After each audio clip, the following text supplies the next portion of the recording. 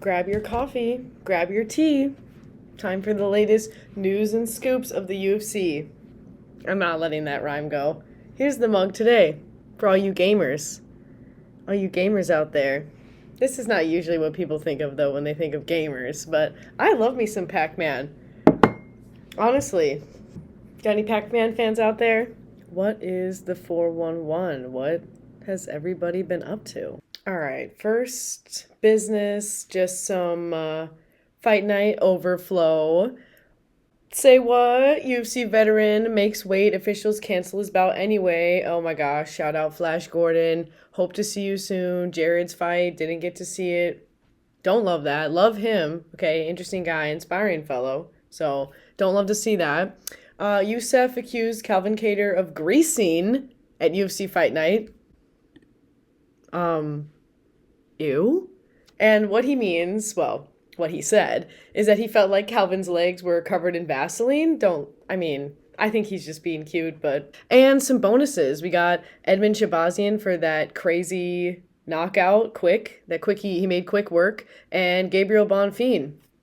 Okay, so what do you think about there being no bonus for Junior Walker for another rare heel hook submission? So that's one of the other headlines. He got snubbed. I mean, some people might think that he got snubbed.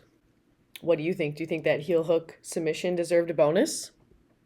Oh, and yes, of course, Gabriel Bonfim, sleeps Chaos William for the first time. Chaos has never been finished, so yeah, I mean, it's hard to give everybody a bonus, I guess. I mean, why? Why not? Why not just give everybody a bonus?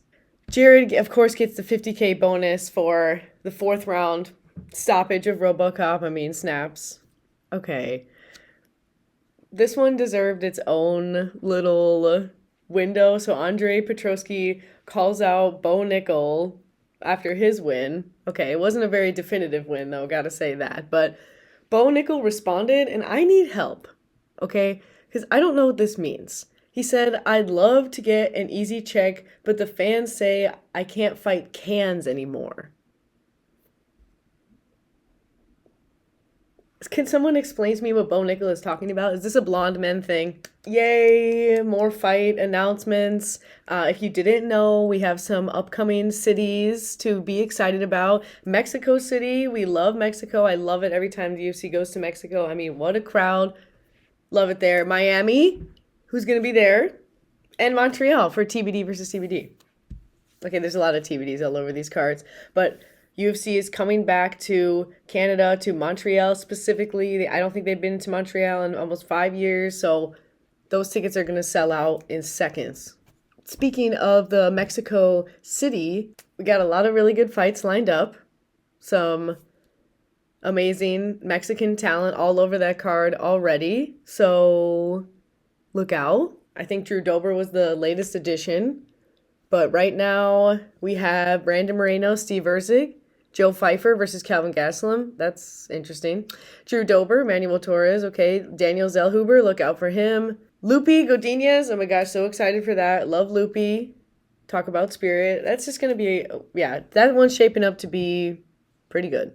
Okay, Anthony Smith. This is kind of also our first breakup news. I know I'm a little late on this one, but the Michael Bisping drama, Anthony Smith, he's got his own podcast now. But also on Anthony Smith developments, UFC Kansas City last walk, question mark, okay? Going against an unranked contender who is, how do I put this? Not to be messed with. He's going against an unranked contender who is hungry and successful, and I'm wondering, does Anthony Smith really want this smoke? I mean, of course he does. He said yes. Yeah, so it's Tiger versus Lion according to the nicknames. A little battle of the kitty cats. What do we think about this? So our Tiger, Mr. Zhang Minyang, is on an 11-fight win streak. Will he be hitting 12? We shall see. In Kansas City, no less. Hello? Love a little Midwest best. UFC 315, which is right now TBD versus TBD. I mean, let's give some class for TBD versus TBD, right? Get jacked. I think there's only 2 fights actually booked for this card right now. Haley Cohen versus Nora Cornole. French? It's Tejas versus France. Let's go, Texas. Hello. Okay, can't help but want to vote for big, bad Texas, but we're going to expect a lot of French talent over in Montreal, right? For TBD versus TBD. I mean, let's get excited. May 10th. Okay, let's give a round of applause for our veterans, and we're talking deep into the veterans. I mean, Rich Franklin will always be handsome. He is 50, though. So while he might be a cutie, I don't know if he's ready to get back to punchy. But in this episode of Senior Hour, I'm not sure. So GFL hasn't asked him, but he would like to see that comeback fight. So are we feeling Rich Franklin comeback at 50? Give me a thumbs up if you're thinking about Rich Franklin's comeback. If that's been on your mind before seeing this. If you were like, wow, you know what? If there's one guy I feel like has unfinished business, it's Rich Franklin. I don't know. I don't think I'm sure about that. With peace and love. With love, light, and peace, I don't know if I can stand by that. This is getting exhausting. And do we agree with Yahoo Sports that it's time to start worrying about this John Jones versus Tom Aspinall business? Because I'm kind of worried. I will be honest. I need to see this fight. Like many people, this is my must-see 2025 fight. This is the one that I need. I need this to just happen so we can get through it. I need the heavyweight division to go on. I need Tommy, Aspinall to get his kudos. So, yeah, what do you think? Are you scared? Because John Jones is like, oh, I need this, I need that, I need my water cold, I need my snacks, whatever. What do you think? Are you worried? Is this an indicator that it's just gonna blow up into the smokes, that they're hoping we're gonna forget that Tom Aspinall exists? Anyway. Yeah. Josh Emmett, anyone? Leroy Murphy, anyone? Okay, so UFC Vegas 105, keep your eyes out on that, because that's gonna be some violence. Violence for sure. Josh Emmett, as MMA Mania noted, recently finished shooting his snuff film starring Bryce Mitchell. I mean, what a knockout. Josh Emmett, that's his reputation, his heavy, heavy hands. If you can survive, if you can take that guy's hands on the chin, you're a tough, tough cookie. And Leroy Murphy, let's go. That'll be really great. The only downside is boo, Apex.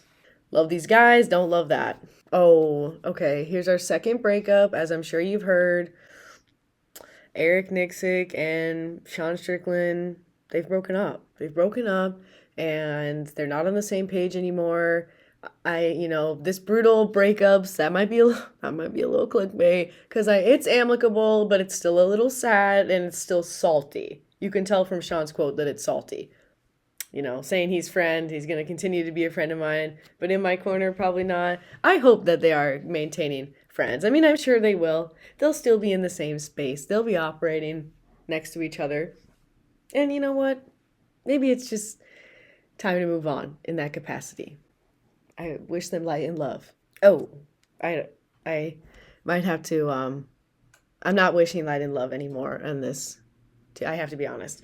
Kobe Covington, as talented as he is, maybe it's time that he goes to somewhere else. And the WWE transition is looking like where he wants to be. That's cute. So on his YouTube channel, don't recommend it.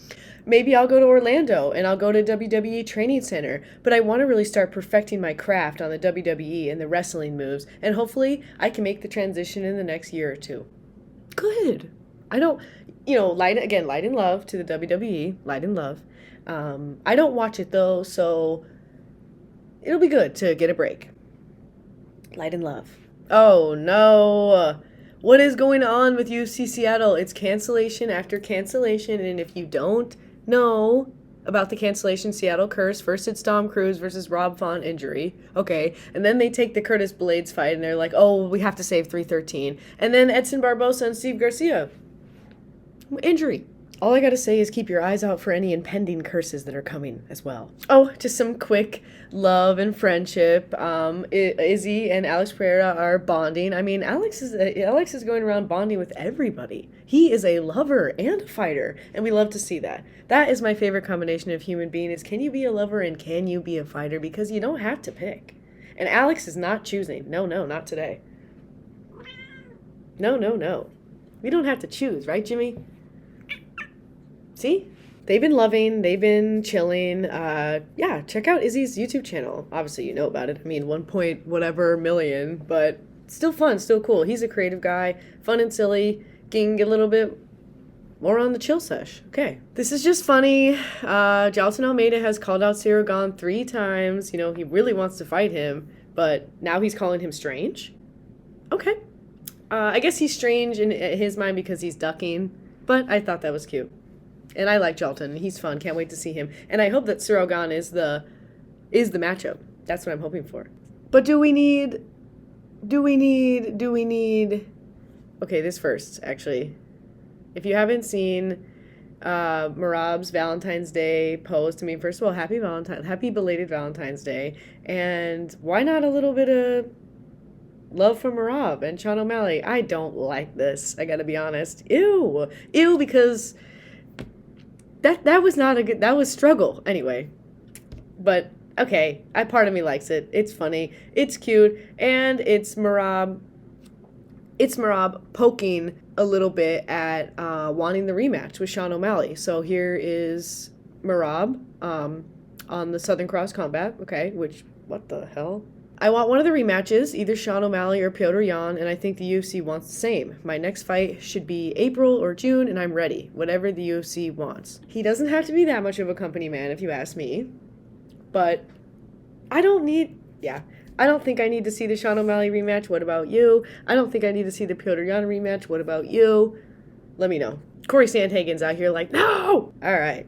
Ew, don't eat that. Talked about this before, but want to ask you guys again what your thoughts are for Zhang Weili and what you think she should be doing next. Do you think that it's the Valentina super fight? Do you think there's some more strawweight contention? Virna Jandiroba, anybody? What do you think? I want to know what you all think about what's next for our dominant champion. This is the last thing. Oh God. Okay. So do you know about pillow fights? Do you know about this? And I'm not talking about the pillow fights that you've done, as a little youngster, hanging out and just having fun. I'm talking competitive pillow fights in a ring. Yeah, well, if you haven't seen that, let me show you. I warn you though, it's strange. Okay, I warn you about what you're about to see.